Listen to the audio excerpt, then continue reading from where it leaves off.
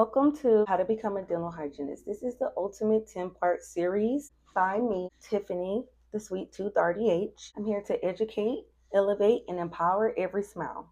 So you want to become a dental hygienist. Well, what led me to dental hygiene is that I honestly wanted to help people. I've always been into service. So I was in the military. I provided service to my country, and I am a mother and a wife, and I've always had to take care of other people. So naturally, I wanted a career where I could help people better at some part of their life and some aspect of their life. When I got out of the military, I wasn't sure what I was going to do. I did want to go back to school and have a career. And I was home with my children for 2 years. I was a stay-at-home mom. My hats off to stay-at-home moms because it's not for everybody. It wasn't for me. I did enjoy my time doing it while I had the chance. Out of the military, I was thinking about what am I gonna do?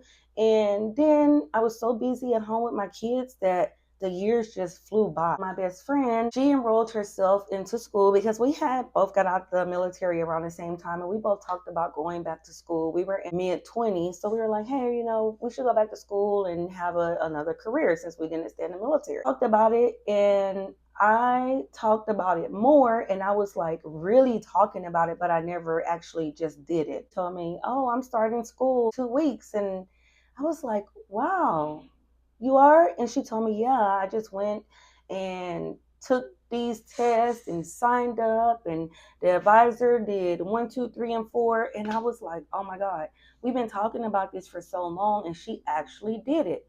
I don't know if I ever told her this, but she motivated me to get my butt up off of my butt and go ahead and do what I actually said I was going to do, because the years were just passing me by so fast. At this point, I was like 27 years old. I was looking at things. Everybody's like, oh, go to nursing school. Everybody thinks that nursing school is such a great option, which it is. You can do multiple things within nursing, and it's great.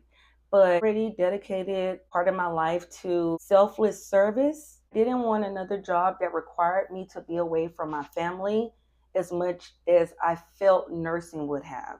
I've never been a nurse. I don't know how much time it requires away from families, but this is what I was thinking at the time. I found out when I went to get my teeth cleaned 6 months after I got out of the Army, looking at the lady, and I asked her, hey, how long have you been doing this? And she said she had been doing it like 25 years, and it looked like it was a decent job, a nice environment. They had Monday through Friday hours, which were like 8 to 5. So I was like, wow, this is perfect. So I asked her, what school did you go to? She gave me the name of her school, University of Texas Health Science Center, School of Dentistry in Houston. When I looked it up and I looked at the requirements to be in the program, there were a lot of requirements. So many, and it was so tough.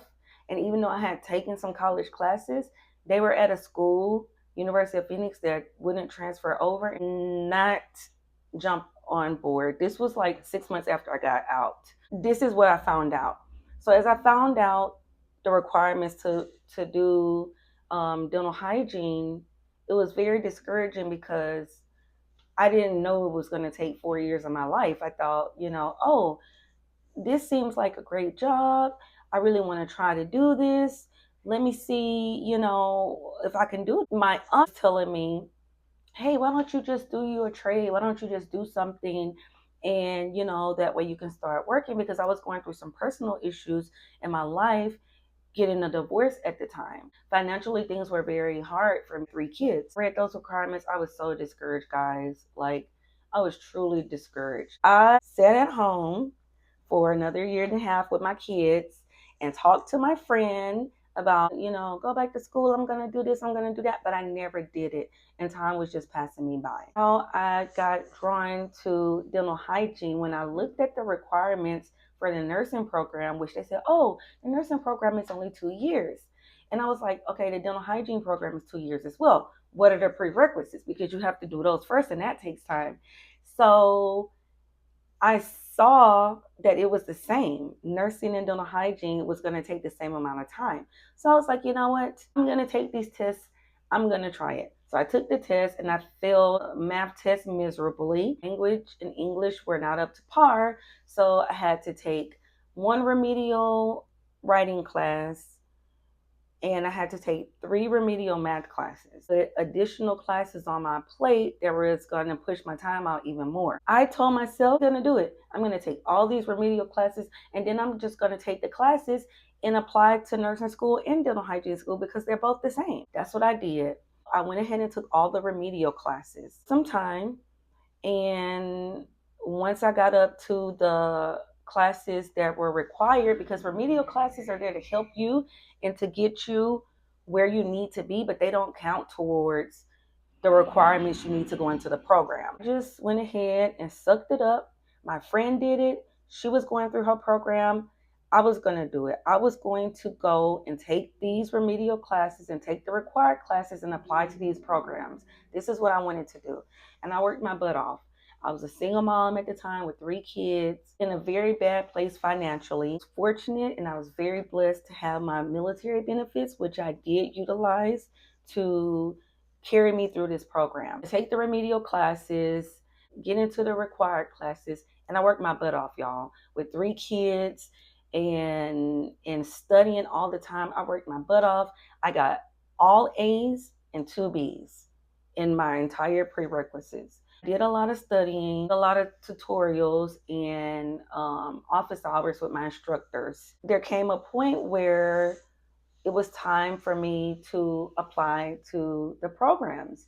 So I applied to 2 nursing schools, and I applied to only one dental hygiene program because the way they work, the schools accept at different times.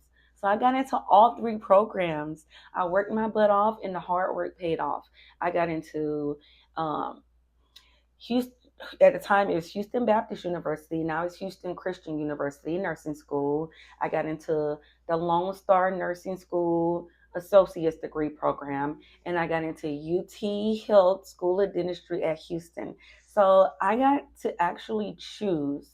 I got to choose which programs I wanted to go to. I got accepted into all 3. Was so happy I got to pick what I wanted. Started the dental hygiene program, and 19 years later, I'm here.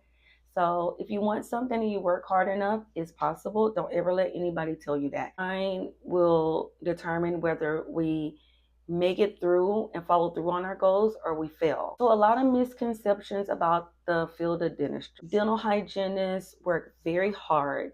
The program is very intense. The prerequisites are very hard. It's not easy. It's not easy. People confuse dental assistants with dental hygienists. So dental assistants are the right hand to the doctor, and they basically do everything in the office that they're licensed to do.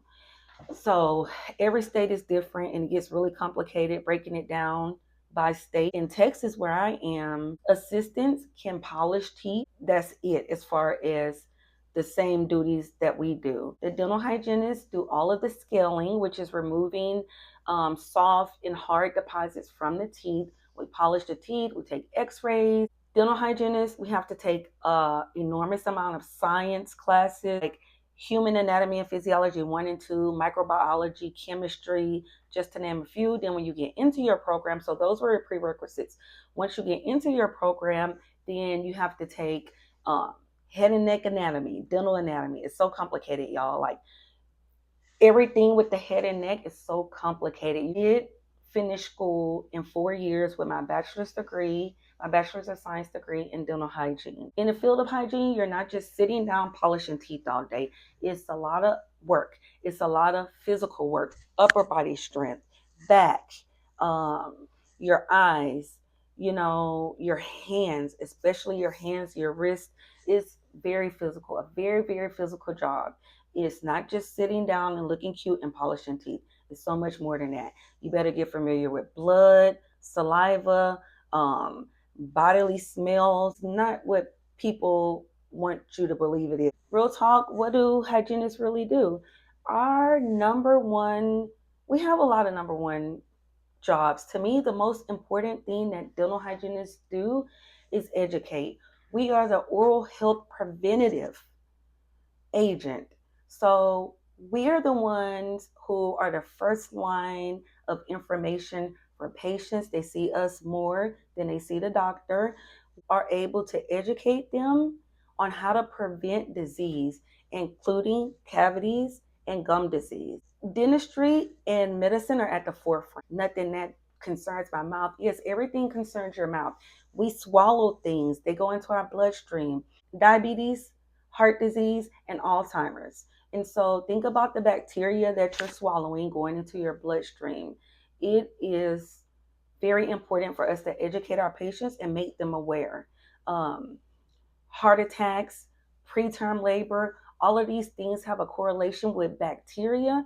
And think about the bacteria that we're swallowing and it's going to our bloodstream. Educate people. We do clean your teeth. We remove bacteria, soft deposits, hard deposits. Those things are very important because they all have bacteria in them. Or the sugar in the food that we eat, the bacteria feeds on that. The bacteria then spits out acid. The acid, once it sits in between your teeth, it puts a hole in your tooth. It does the same thing to your bone and your gums. If you ever see anybody with a lot of plaque on your teeth, and their gums are really red and angry, that's why that bacteria is turned into acid, and that acid is eating away their gums and their bones. It's a great book that I feel everyone should have in their office. It's by Theodore Kroll. He's a doctor of dental surgery. This book is essential. It's very patient friendly. So if you see, this is the bacteria underneath the microscope. This bacteria here, you see how it's eating away at the gums? We have to educate our patients because some people don't know that the bacteria spits out acid and then it eats away our gums and our bone.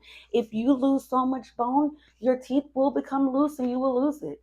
So that's a big part of our jobs. Hygiene offers a very great salary, a flexible and work-life balance because you can pick the days and times that you work. I was pregnant with my son Tuesday, Wednesday, and Thursday from 8 to 4 and then from 9 to 5.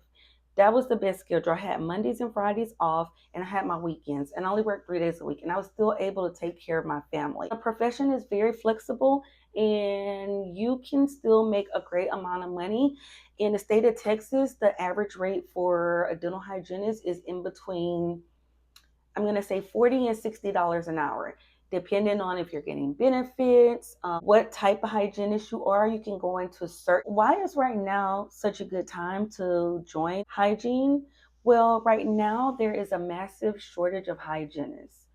That is a big problem because they're allowing states to change laws on who actually do the teeth cleanings. So it's a big problem with not a good solution. We need more students to go to hygiene school and become dental hygienists. Requirements are so hefty, are expensive. There's not as many hygiene schools available. A lot of programs accept only once a year. Some programs, like the one that I was a teacher in, accept twice a year. Not a fast track way to get more hygienists right now for the shortage that we have.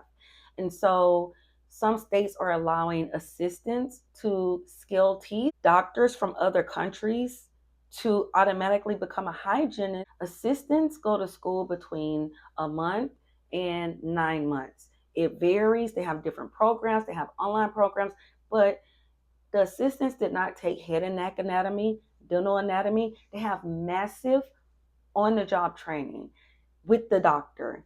But majority of the time, the doctor are not doing the cleanings and they're not doing the gum health education. My personal opinion is that only hygienists or the doctor should be doing cleanings, period, no matter if the gums are healthy or not, because who makes the determination if the gums are healthy or not?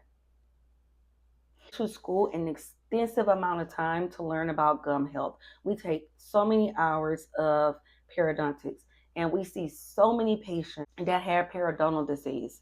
So there's no other person that's an expert in dealing with gum health outside of periodontists who are dentists who went to school an additional 2 to 3 years and specialized in gum and bone health. Hygienists or periodontists are the best person that you want to get a cleaning by because there's a lot of gum disease that is missed.